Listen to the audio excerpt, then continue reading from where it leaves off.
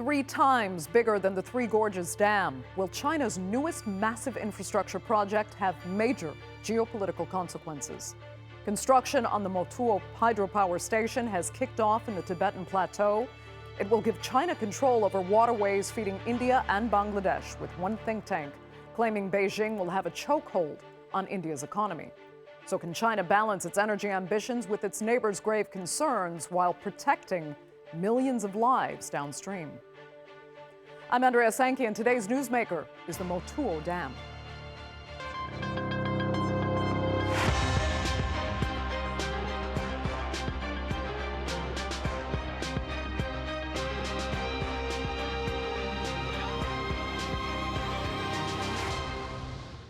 China is famous for its massive infrastructure projects, but even by its own standards, its newest hydroelectric power plant is colossal. Due for completion in 10 years' time, it will be the world's biggest, and it will control water flows from China into Bangladesh and India. Beijing says the dam will provide clean energy to millions of people. But some experts say with its location near a massive fault line close to tense international borders, millions of lives will instead be put at risk. Here's a look. In the depths of the Himalayas, China has begun construction on what will become the world's largest hydropower dam. A project large enough to alter landscapes, displace communities, and reshape regional dynamics. Chinese Premier Li Qiang inaugurated construction near a dramatic bend in the Yarlung-Tsangpo River, where the river plunges nearly 2 kilometers in a short stretch through Tibet. The project, a $167 billion engineering feat, will include 5 cascading power stations and produce 3 times the electricity of the Three Gorges Dam. But the Yarlung-Tsangpo doesn't stop in Tibet.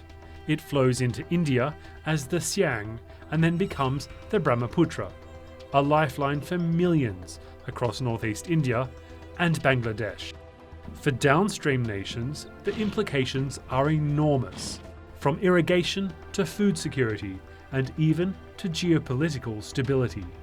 New Delhi has formally raised concerns with Beijing, urging it to ensure the dam does not harm the interests of lower states straddling the watercourse. Government has consistently conveyed its views and concerns to the Chinese authorities and has urged them to ensure that the interests of downstream states are not harmed by any activities in upstream areas. But Beijing says India's fears are unfounded. The project aims to speed up clean energy development, improve local people's lives, and proactively respond to climate change. The planning, design, and construction of this project strictly follow the highest national industrial standards.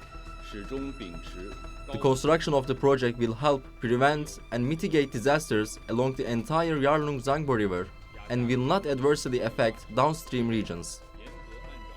But critics point to history. The Three Gorges Dam, the largest in the world, displaced over 1 million people and destabilized entire ecosystems. The building of the reservoir has softened the mountain slopes. Many cities along the Yangtze River are built on those mountain slopes. People cannot settle down if the mountains are not stable. They are worried every day. How long can that kind of life last? It is not safe for them to live there. The area surrounding the dam is very prone to landslides. Now, NGOs warn the new project risks repeating the same history. This time, in a region known for its seismic instability and rich biodiversity.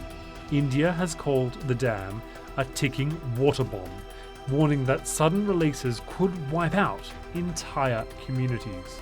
New Delhi is also now racing to build a dam of its own on the Siang, hoping to create a buffer against any Chinese water surges. Supporters in Beijing say the project will drive growth, deliver clean energy, and reduce climate risk. The cost will not be measured in yuan alone. The dam may power cities, but it could also shift the course of rivers, the future of communities, and the balance of power across South Asia. Well, joining me now to debate the potential consequences of the world's biggest hydroelectric power plant are from Boston. UNESCO Chair on International Water Cooperation, Ashok Swain. From Beijing, Professor of International Political Economy at Peking University, Zha Daojiong. And from Melbourne, co-founder and director of Kubernein Initiative and Indian geopolitical advisory firm, Ambika Vishwanath. Thank you all so much for being with me. Ashok, I'll begin with you and give me first your assessment of this project, especially as far as international water cooperation is concerned. Are China's neighbors being given enough say or any say in the development of this massive dam, and should they be? I think they have not been included, but if you look at China's positions on this upstream development of the rivers, China has been always on the, keeping its, or it's always trying to show that it has all of its power to use the resources at the upstream. So there have been not any water sharing agreements China has with the downstream countries. So India and Bangladesh will have to worry about it.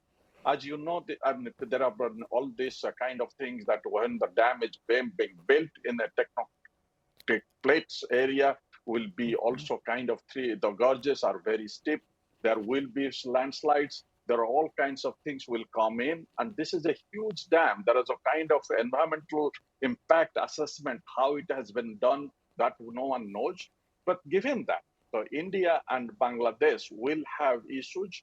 There have been some saying that in India says that, or some of the people in India says it's a 30% of water flow. Some says it's a 77%.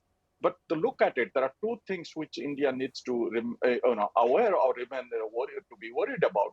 Because if you Ganges and Brahmaputra join together in the middle of Bangladesh, and the Ganges dry season flow is 60,000 cusecs of water in the dry season, and then the Brahmaputra, which is the downstream of the Yarlung, where the dam is being built, it's 100,000 cusecs. So all the way, the dry season water is important in this area. Right. And if that will be stopped, or that will be under control of China, that's a big issue. Then also during the flood season, it has to have some cooperations with India and Bangladesh, how the flood water will be. Then finally, I think one is that the sediments. There have been the sediments because China has built dams on the Mekong upstream. China has also built 2-3 dams on the upstream of this river before. So I think that there will be the sediments coming into India and Bangladesh will be stopped. And sediment is a big part of agricultural development in in these countries. Right. So Zha Daojiong, as Ashok was saying, India and Bangladesh do have to worry about this. So what makes you trust this project as well as its environmental implications? The water power projects on international rivers have always been controversial. There are UN treaties and whose basic principles are no significant harm and also reasonable sharing of benefits. Now, the Chinese statistics says the upstream contribution of the surface water of this river system is about 15%. In other words, 85% of the water forms itself downstream after the water leaves China. The river leaves China. And then in terms of sediments, usually when you build a dam anywhere in the world, yes, you do affect the sediments. You have what's called hungry water. The water being released from a dam being clean, and that would actually erode some of the banks, pick up new minerals, and usually the impact would return back to normal 10 kilometers after the dam. So there are some basics in science here. I don't really think the issues are that outlier that much of an outlier in this case, with this particular dam being under construction. Okay. Well, let me ask Ambika, you were actually in Australia, and another think tank there, the Lowy Institute, had said that this project will give China, and I'm quoting them, a chokehold over the Indian economy. And as we're seeming to understand here, the implications aren't fully understood, that we've never seen a project this size before. So what concerns you, both environmentally, if you can comment, and geopolitically going forward for the nations involved? Yeah, thank you for that question. I remember that Lowy report, I think it was from about 4 or 5 years ago when the announcement of this dam was first made in 2020. I think that's a bit of an extreme headline from that particular report. But so two parts to your question, right? One on the geopolitics. I think the worrying part on the geopolitical side is that currently India and China have been attempting to mend the relationship that has been at a very low point since 2020. So since October of last year, there have been moves to mend this relationship. There's been discussions at fairly high levels between both the countries, including visits. You've seen visits from India to China, 3 of them, if I'm not mistaken, in the last month alone. And so you see this move to sort of fix things, and these kind of announcements and this sort of a project could really derail that. I wouldn't say that it will stop it, but it could bring a pause to how we see the relationship mending in that sense. When the announcement of the dam that the construction would happen was made last year in December, in January, India sent a formal notice to China to say that no dam of this size or construction on the river should be done where it is then harmful to the downstream countries, India, being India and then Bangladesh. And you've seen then a statement from the Chinese side that said that no construction at their end will be made where it is deliberately going to harm the downstream countries. Now, I think the wording of that statement is really important. To say that they will not deliberately do it, but then if something happens along the way, they cannot be held responsible. So I think we have to think about what that means and what that looks like going forward.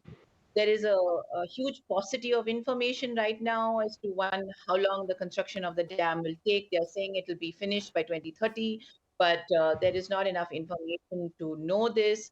There's also not enough information to know how long it will take in terms of, at every stage, what kind of building we're likely to see. So what kind of building we're likely to see during drought periods and then during flood periods, during monsoon periods, right? So we don't that information to be able to prepare adequately. So that So should it be able to go forward? I mean, that's I think not an easy question to answer. The one side we can say that it's this part of the river is in China. They should be allowed to do what they want to do with the rivers in their country, same as India should be allowed to do what it wants to do with the rivers it's in its own country, same as Bangladesh, same as anybody else. But there is also an international view of, how do you manage your transboundary rivers? There should be some sort of dialogue on that. Now, we don't have any sustained dialogue. So the argument can be made on both sides. But when you have the kind of millions of people that are dependent on a river that is crossing 3 countries, I think it is incumbent on all countries to have some sort of dialogue. And given that there is a move to mend relations between India and China, and you haven't seen any specific harsh statement from India right now, makes one believe that what we are taking things, I think, a bit slowly. We are trying to use mending relationships to figure out what is actually going to happen. We can take it slowly. The problem is with these projects, once the steps are taken, the damage happens. It can't be undone. It's often and there is an environmental side to all of this as well, right? It's not just about the geopolitics. It's about the environment, and it's about all communities that are going to be affected by the construction of these projects. Let me ask Ashok, though, because tell me if you think we can make any comparisons now between what the United States did with the Hoover Dam and its effect, for example, on Mexico. I mean, did it kind of set a precedent back then whereby a powerful country got to choose what it did with its so-called resources without having necessarily to consider what was downstream, and basically, got away with it? Mexico's riverbeds were dried up, basically, and that's just what the country has been living with now for decades since the Hoover Dam was built. Is that kind of how this process is going forward between China, India, and Bangladesh? I think the U.S., when built the Hoover Dam, the Colorado River was kind of the argument on that time. The Colorado River was like, it is on our side, and we can do as an upstream. But if you compare when the Columbia River issue came with the Canada, the U.S. position changed. So the kind of thing U.S. is the upstream vis-a-vis Mexico, but also downstream vis-a-vis Canada. So I think if you look at the version or the opinion of the United States of how to use the transboundary rivers changed gradually. And looking back at that, I think the professor from Peking, when he was mentioning about the international law, UN Convention on Non-Navigational Uses of International Watercourse, which was adopted in the UN General Assembly in '97. There are 3 countries which voted no, and China is one of them. And I think we need to know that the China hasn't also signed it. So on this, neither India nor Bangladesh. So I'm not only blaming China on this one. So no one has signed this. So I think they are not really bound by this UN convention, which has been now received enough.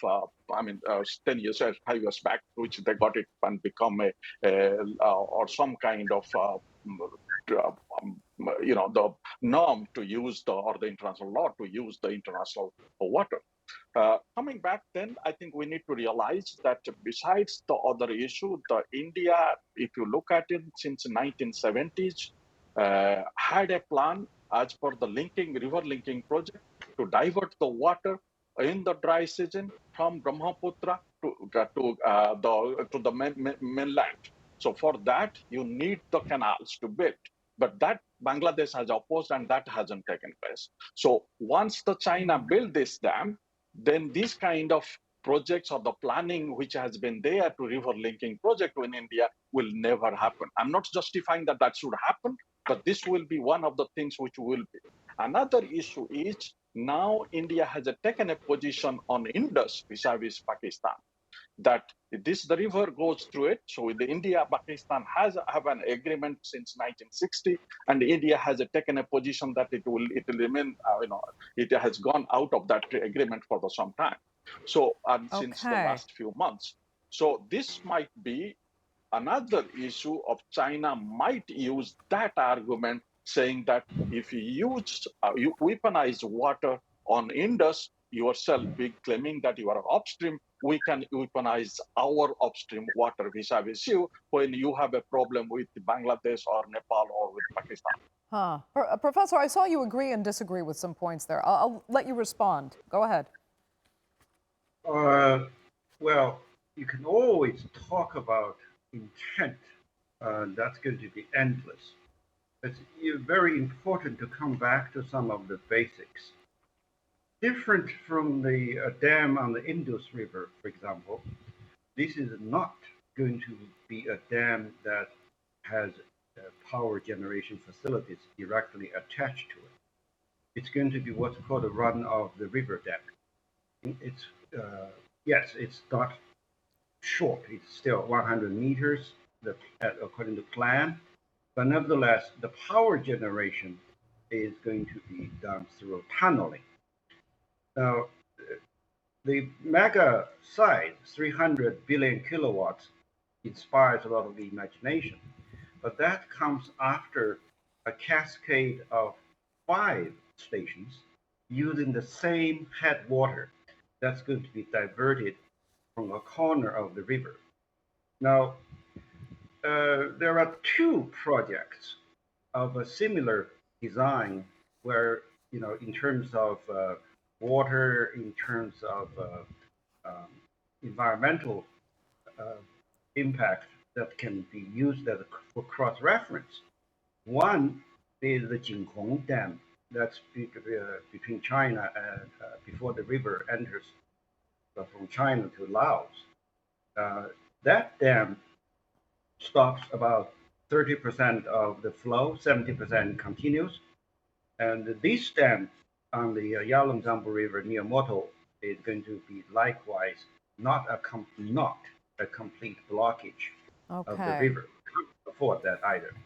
And then another dam that's within China itself is called Jinping in Sichuan province. It also generates electricity through tunneling. But earlier, Ashok mentioned something that's very important, whether or not you have diversion of water from one system to another. Now, this dam project does not have diversion of any kind. Okay. Let me ask Ambika, though, because Ashok was saying, China is not bound by any international conventions here, as many countries are also not bound. But I mean, the primary question is then, should they be? Should this have been done preemptively, some kind of legislation on this? Because now, as we said before, if something does go wrong, it will be too late. So has the international community, has the United Nations preemptively failed? That's a hard question to answer in a short span, but I would say yes. I think we have, as an international community, failed on this one. Too many countries that are, especially upstream countries, have not signed this. India hasn't signed it either. But many countries, I would say, including India and Bangladesh, use a lot of the principles that are outlined in the 1997 convention to direct how they operate with their water courses that are transboundary in nature. Should we have had better systems, better legal systems globally, better systems for checks and balances to ensure then that more countries had better cooperation on their shared waters? Yes, of course. But to say that now, when it is unlikely that this is like going to happen, especially in today's day and age, and then going forward, I think we have to then be pretty realistic about what is feasible, given how so many countries look at the way they then manage their shared waters. And both India and China are more inclined to do this on a bilateral level than they are on a multilateral, bilateral level when it comes to their waters. So I think we have to look at it on that case basis, is that are we going to get enough information from the Chinese side to be able to react in a much more informed manner? And given the fact that there is some sort of dialogue right now between India and China, will the Indians use that to be able to get the information that they need so that they are better informed? I think that's the only way forward. To say, India and China should sign the 97 convention and then act in a different manner than they have all these years is, I think, an unrealistic expectation. Okay, Ambika, that will have to be I very quickly. think it's very useful to come back to the 1997 convention a little bit. Burundi, China, and Turkey are the three countries that voted against the treaty. You look at it, some 32 countries that voted for. I did the counting. There are some 17 of 32 that do not have international rivers. Okay. Japan, Australia, what else? Now, why? The treaty is very broadly worded, and why do some upstream countries not sign this? Like Burundi, China, Turkey. It has to do with one interpretation of saying, well, of the water works on the upstream. It does not specify the mainstream versus the tributary. And what does not really specify water works, would a downstream country have the right to veto waterworks projects upstream? I still come back to one of the, but let me finish, please. I still come back to one of the very technical details. That is, with the dam that's under proposition, that's under work on the Yalutambu, there will be what's called an anti-regulation dam. The only purpose of that dam is to steady the flow of water down there, rather than letting the water just go, fluctuate according to the release from the dams or according to nature. So I think there is care that's being taken not to cause extensive damage downstream. Again, Okay. check the dictionary what an anti-regulation dam is. Okay. That will have to be the final word for this edition of the Newsmakers. Unfortunately, we're completely out of time. I'd like to thank all three of my panelists so much for being with us, our viewers for joining us as well. Remember, you can follow us on social media, and do be sure to subscribe to our YouTube channel. I'm Andrea Sankey. We'll see you next time.